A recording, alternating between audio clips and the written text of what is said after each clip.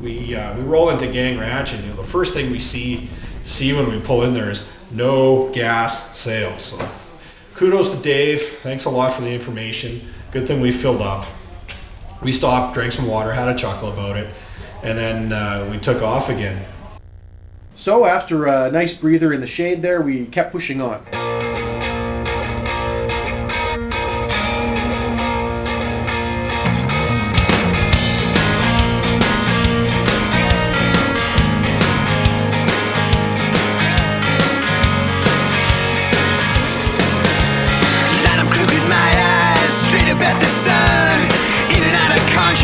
Neither is much fun.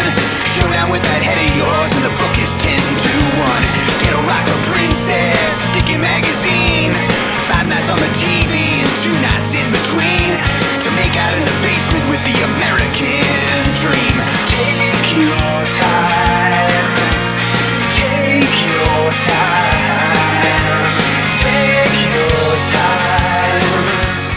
It was a little further down the Gang Ranch Road that we came up to the Fraser River. We spied down on the banks a couple of bikes, and Hammy's sharp eyes could pick out that one of them was an 800 GS. So we flew down the side road and decided to check out the bikes.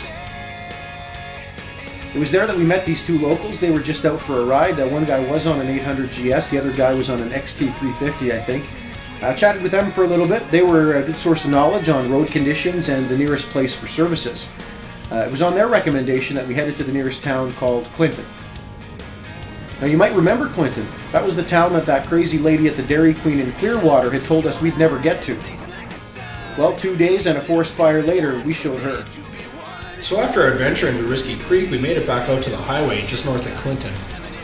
Maybe like 10, 20 clicks north of Clinton. So we hop onto the highway and we bomb into Clinton. Now we were still a little bit pissed off that we had our island adventure stolen from us, so we decided to forego the boiling of bags tonight and actually treat ourselves to a real supper in town. So we found a nice little pub where we could grab some steaks and some beer and settle down to take a look at the road atlas and figure out what the heck we were going to do for the next few days. So we're sitting there eating supper, and we pull out the map, and we realized that we'd made it half the way to Vancouver from Williams Lake just by cutting this corner. And that we really didn't have very far to go to make it to Vancouver. And if we could make it to Vancouver, we could catch the ferry from Vancouver over to Nanaimo, and we could actually be closer to our destination at Tofino half a day earlier than if we had pulled into Port Hardy on the ferry from Bella Coola. So very quickly, this became a very attractive plan to us. I don't know how well this is going to work, but here we are at the Caribou Lodge in Clinton. Really odd day today. We had to drastically change our plans at breakfast, but here we are at supper and have new plans that are probably just as good, if not better. So we're looking forward to still good, 10 more days. So here we go. We finished our beers and our steak sandwiches at this bar in Clinton. We gassed up the bikes, bought a bag of ice, bought a bottle of rum, and headed off towards the campground at Kelly Lake. So we set up camp, went for a swim, poured ourselves a few drinks, and started meeting the neighbors.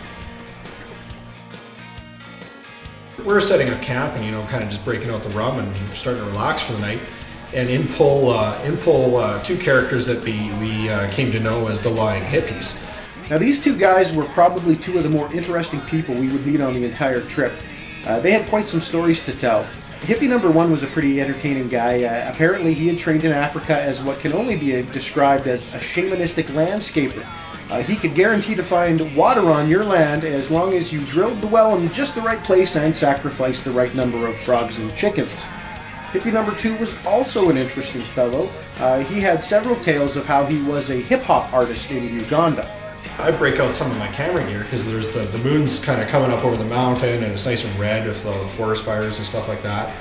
And it was kind of going to make for a nice shot. So I thought I was going to try for a couple of different shots with my new equipment and stuff like that. As I was trying to convince hippie number 2 to rap for us, that Hammy decided to quietly slip away to set up a photo. He had been playing around with some prolonged exposure shots where you leave the shutter open for a minute or even 2. And he had been setting up this shot for a couple of minutes when hippie number 1 goes over and asks if he can help. Somewhat hesitantly, Hammy agrees. Hippie number 1 was actually a fairly good help in this shot. That is, right up until there was about 5 seconds left in the exposure. That's when he stuck his smelly hippie face in front of the lens and waved. That shot always makes me laugh.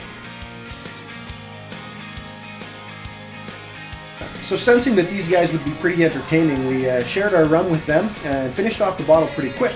Not to worry though, being good hippies, they had a bottle of homemade wine in their truck and we quickly started sharing that as well. But they certainly were more than happy to help us with our rum and tell us stories and stuff like that, so whatever. So kind of came to the end of the night and we decided we'd had enough of these guys and we called it a night.